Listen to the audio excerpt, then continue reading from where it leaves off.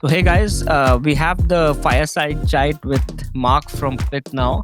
So, maybe, Mark, let's start with a quick intro. Pyth, your role at Pyth. Yep. So Mark Tillman, I've been over 4 years contributing to the Pyth network. I'm one of the director of the Peace Data Association, a Swiss nonprofit that helps to grow this Oracle network, or now we call it this universal price layer.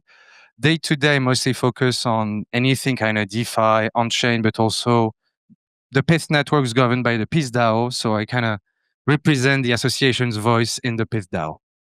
Awesome, awesome. And just quick background. So, I'm one of the partners at Borderless. We are investors in Pyth. Love these guys.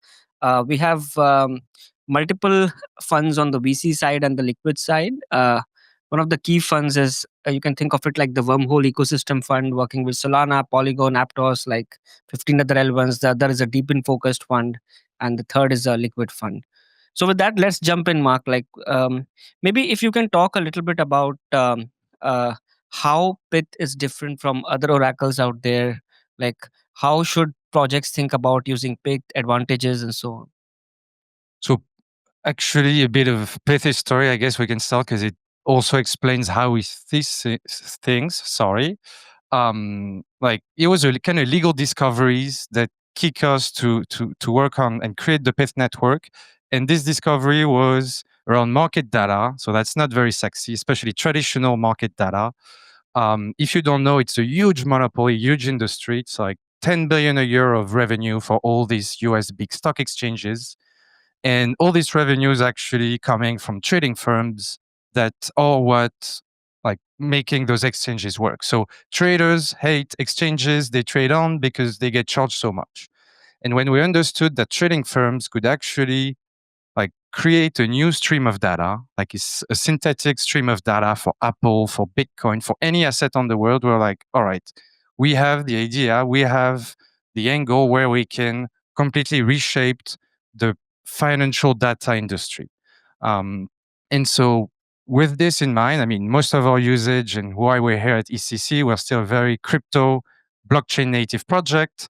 And so till now, I mean, we have 1,500 price feeds available on over 100 chains. So as of today, if you're a DeFi builder, whether it's perp dexes, whether it's money market, etc., you can permissionlessly integrate Pyth price feeds into your app.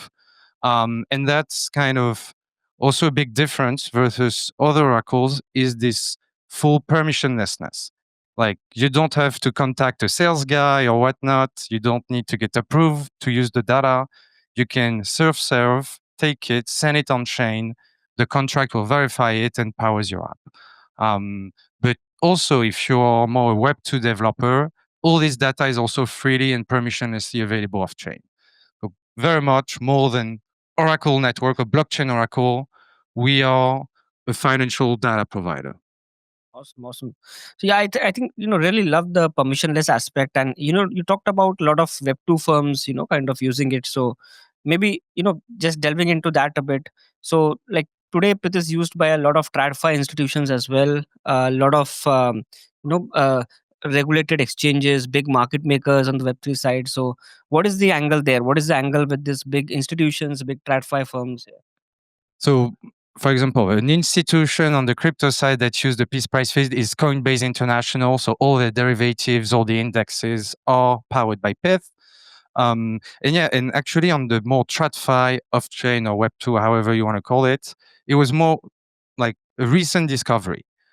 We launched over 4 years ago, very focused toward DeFi, get DeFi builder, on-chain builder to integrate.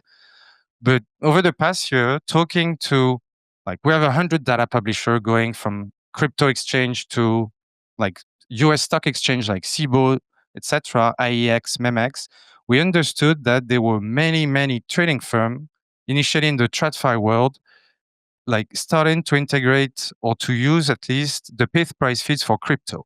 Like rather than go build your own like pricing in the engine, etc., you can just ping the Pyth API and you get for free every 400 milliseconds the price of Bitcoin and 600 other crypto assets. So it was actually recent like discovery. That's the problem of permissionlessness, is that sometimes you don't know if someone use and how much they use, what they use. But this is now become a big focus of ours, because very much Pyth long term, like it should price every asset on earth. Like, and I mean like 10, 20, 30,000 price feeds, whether you trade Korean stock, South African stock, weird FX, weird commodities.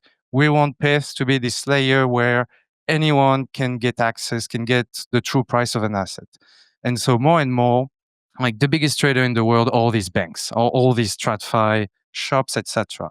And so banks are now a big focus on onboarding to publish data. We already have a few like Nomura, Laser Digital, but very much, yeah, have the I mean, how do I explain Pyth to my parents? It's like Spotify for financial data. You have a demand side and a supply side. Now the goal is to grow 10x the supply side, so that arguably your demand or your potential market is like anyone that needs to know the price of X asset right now. Makes sense. Makes a lot of sense. And like in terms of your kind of go to market, like is the go to market a little bit more focused on institutions at the moment, or also DeFi protocols, or like what's the current focus? So ideally, we focus on everything all at once. I mean, we've grown a bit the team so that we're able to have eyes and hands on every angle. But yeah, like a bit more focus, I'd say, on the TradFi aspect side, because it also takes years. Like you get a yes from a guy at a bank, you actually need 1,000 yes. And as soon as there's a no in the flow, it goes to zero. So yeah, so banks, like getting them to either use or provide data to the Oracle, usually like a 1 year long process. So this, I mean, it's ongoing and we do our best, but no, DeFi very much. This is like proof of the in the pudding that the Pyth price feed, the Pyth Oracle, like is useful, provides value. Because if we were just going to banks, like, look, I have a nice idea, just give me your data and you'll see it's going to be glorious. No way, Jose. While here we can show them that on chain, on over 100 chain, like trillions of value have moved secured by peace price feed. So you kind of already have this proof that the product works, there's demand. And as all these banks are getting into the on-chain world, whether centralized, decentralized, arguably we don't care that much, is that they understand now, okay, it's not only crypto, but it's distributing tokenized stock, any other things. Yeah. And maybe moving on, so again, today context is multi-chain, so if you can talk a little bit about how does Pit like support 100 plus chains, any new initiatives you guys are working on? Yeah, definitely. So uh, every time, I don't know if I should say we've been kind of lucky or we were really smart early on, but the Pyth Oracle is designed as an on-demand or pull Oracle, meaning that the end user, the protocol, or the traders themselves are in charge of bringing the price on chain themselves. That means for the Oracle, you don't need no infrastructure. Like it's not the Oracle sending every hour, every 10 bips price movement, a price on Solana, on Ethereum. Anyone can do it. Meaning that to use Pyth or to make Pyth available on a chain, we just need to deploy one smart contract. This smart contract just verifies the price, the proof, so that you don't like feed nonsense to it. And so with this, like especially for the vanilla, I call them vanilla EVMs, like any kind of L2s that isn't like a new consensus or a new VM, like the expansion is super fast. Couple contract deployed, and you get the full catalog of price feeds. So this is another big benefit of Pyth is regardless of the chain you're on, Solana, Aptos, Sui, any L2, ETH mainnet, you get access to the same catalog of price feeds. So right now it's 1,500 price feeds live. So you don't have to nudge me, nudge anyone at the Pyth Data Association team or elsewhere. Like, can you enable this? Can you like whitelist my API key, whatnot? So it's super scalable to go on new chains. It's also super scalable for the, let's say, the sales team, because arguably, I'd say half the integration we have, we never done a sales calls with this team. They just look around the dock, do couple tests, couple transaction, it works, launch, and like once, twice a week, we discover a new user just on Twitter. Um, so 100 chains, and like we'll see 1,000 chains in our like in the next 5 years. Like number of chains will demultiplicate. Like I don't know what Robinhood's going to announce tonight, later today. Might be a chain. So everyone wants the chain or their own chain, whether L1, L2, L3, you name it. And so with our design, we have the ability to service all these on-chain developers protocols. And that has been also a key to, I think, Pyth's growth and success.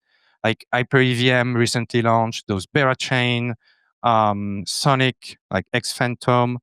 Day one, block one, you get like an oracle, permissionlessly usable, offering you 1,500 price feeds. No other oracle can provide this today. And how do you maybe on that part, like how do you kind of take care of the authenticity of the data, or the data is not corrupted, if you can talk? Yeah, definitely. So we do use Wormhole for this. So the Pyth Oracle lives on its own chain, actually. It's pretty much an app chain. It's a Solana fork, kind of, where every validator is also a data publisher.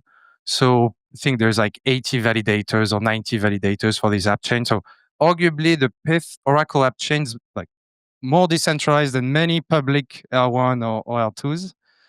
And all the prices are created there, like publisher, submit, and transaction with metadata like Bitcoin equals X, etc. All the aggregation happens there. And from there, like we use Wormhole. So Wormhole Guardians observe what happens on this chain. And at every block, so every 400 millisecond, they create a proof. As long as 13 out of the 19 Wormhole Guardians observe the same thing, they like create those Wormhole VAA. And this, anyone can fetch those off chain. And it's actually what you send to the P-Smart contract. The P-Smart contract will decode, verify, etc. So that it always ensures that you have a recent price, it's not a fake proof, etc. So all the on-chain magic, let's say, is thanks to Wormhole. The off-chain usage, you actually, to save a bit of latency, you can actually bypass this.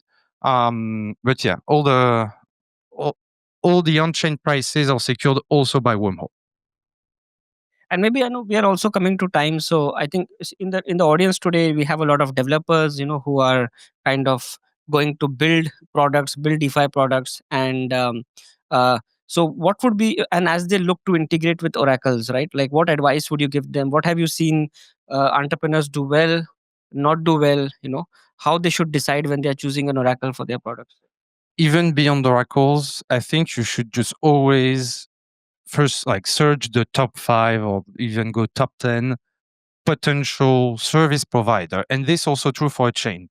Like you have to be careful, thoughtful about, okay, where do I want to deploy my app?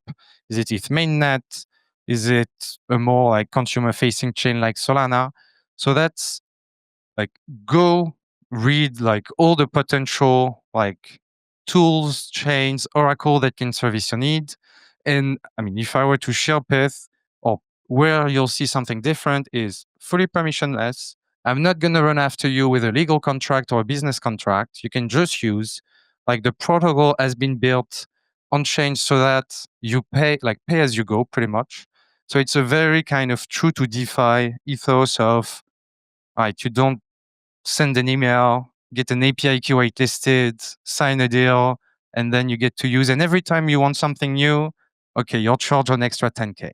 Here it's very much service yourself, fully permissionless. You can not like us, you can like us. It's the same, you're treated the same. So that's one thing we truly care about is putting this code, these price feeds into as many hands as possible. And I mean, one of my personal KPI is to have more integration done the permissionless way rather than me troubling. I don't know if there's any protocol developer in the attendance here, but rather you discover yourself, you read the docs, you play around, you have a few questions, come reach out to us. We're here to help. But yeah, I don't want to, in a perfect world, I don't need to do cold outreach. And the other thing that you get working using the Pyth Oracle is, given it's permissionless, we don't sign a business deal with you, like you're not locked in.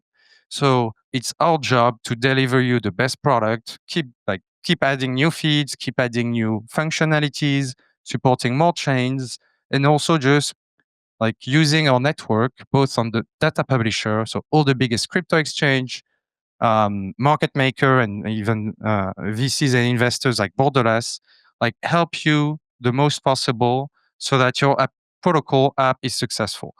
Pyth success can only be derived from the success of the people that use it. So that's kind of our spiel. If you use Pyth, our single goal is to make you successful and be the number one at what you do. Awesome, awesome. So I think that's a good way to end it, and we'll roll it up in the panel afterwards. Thank you very much. Thanks, guys.